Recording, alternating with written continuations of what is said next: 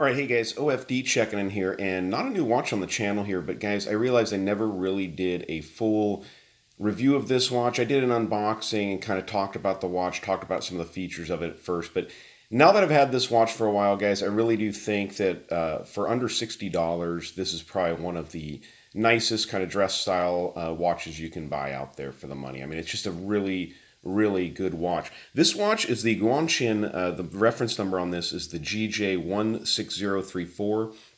This is a pretty popular watch. You guys have seen this watch on YouTube quite a bit. Been on a number of different channels and stuff like that. I've actually done the unboxing and stuff like that. But guys, for what you get for the money, I'll leave a link down below for GearBest where you guys can pick one of these up. I mean, these are just a really impressive watch. Now, I've had this one for a couple of months. I actually got a couple of them from GearBest a while back. One of them was in my 4,000 subscriber video giveaway. I did give one of these away on the channel here. But this one I've had in the collection. I've been wearing it quite a bit. It's kind of a interesting watch for me because it's a watch that I actually put on a lot in the morning when I go to the gym and stuff like that. So it gets worn. It gets worn normally. I don't wear it out for work a lot. In work stuff, I tend to like a diver's watch and stuff like that, just because of the heft and stuff like that. And being that this is on the leather band and stuff, I don't like wearing it out when I'm going to be really sweating, which is weird because I wear it to the gym and I do sweat with it on. But it's this nice, genuine leather, they say here. It reminds me a whole lot of the Alpinist strap. So it does have what feels like some water-resistant capabilities and stuff like that. So just really quick, I want to jump into the dimensions on this watch. This watch case, side to side, minus the crown, of course, is a 40.5 millimeter case, so just over 40 millimeters. From lug tip to lug tip, you're at 49.6, so you come in just under 50 millimeters. 11.7 is the thickness I got on this, so just under 12 millimeters, which is very nice. And you have I'm pretty sure it's a 22 millimeter lug opening. I did not verify that, guys, so let's go ahead and do that here on camera real quick. And, it's a 20, excuse me, it's a 20 millimeter lug opening, which makes sense. Now, I did at one point put this thing on a NATO strap, but it just didn't look as good to me. I think this black leather looks really good on here. This watch is available in two different dial styles. You do have a white dial also available. I think that they're both on a black strap. I'm not quite sure on that, though. The white dial might be on a brown strap. So as you guys can see, looking at the dial on this watch, you do have applied indices all the way around. You do have the Roman numerals up there at the 12 o'clock position. The nice Guanquin logo there below 12 o'clock, done very nice. Sword style hands on this watch is what I'd call them. Now, one of the things that's a little bit of a disappointment is the length of the hands. I wish the hands were slightly longer, reached out more towards that minute track. Actually, the second hand also. It almost looks like they were made for a watch with maybe a smaller dial. But they do look good on the watch. It doesn't affect the timekeeping or anything like that. It's easy to tell the time, so no big deal there. At the 3 o'clock position, you guys can see this watch is equipped with a day-date function, which is very nice. And I'll get into the reason when I show the movement, why this has that. I think you guys probably know about the movement in this watch. Very nicely done. Now, one thing I have not fully tested, I don't have an actual sapphire crystal tester here, guys, but the water does bead up on it the way you should. And I'll tell you what, I've tried really hard, this is a big sharp knife, to scratch any of these crystals on these watches, and yeah, it doesn't happen. So in my mind, yeah, this is a sapphire crystal. I mean, I'm just banging on it with a sharp knife there, guys, and it doesn't make a mark on it. This is definitely going to be a sapphire crystal on this watch. Very nice case polishing all the way around, as you guys can see there. And it's really nice because, I mean, this case, this is not just a plain simple, come on, focus, guys.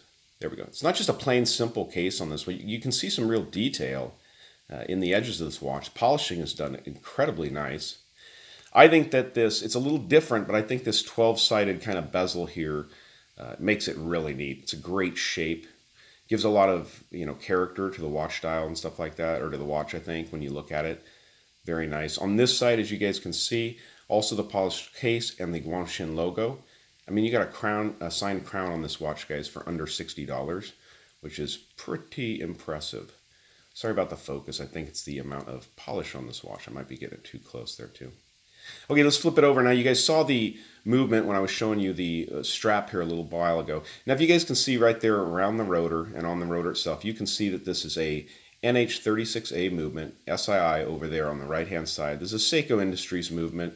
This is a movement they make to sell to other watch companies that want to use their movements. So tried and true hacking and hand windable movement, day-date function, 24 joules, and has approximately 38 to 40 hours power reserve. Very nice watch. Keeps excellent time. On the back of the polished case, you obviously see a see-through case back. Now, I didn't check that as far as the crystal goes, but I think you're dealing with the same thing possibly. It does feel like a, let's see, do we scratch it? No. It does feel like this is also going to be a sapphire crystal here on the back. So very nice watch, guys. And let me show you the clasp on this watch. All polished, no corners cut here. Guanquin also done there on the logo. So I'll go ahead and pause it here, guys, and we'll get this watch on the wrist so you can see what this watch looks like on the wrist. I think it's a great looking watch for sure. And then we'll go out with a Lume Shot because this does have Lume on those hands there. So let's go ahead and get it on the wrist, see what it looks like. All right, guys, so there's what the watch looks like on my 7-inch wrist.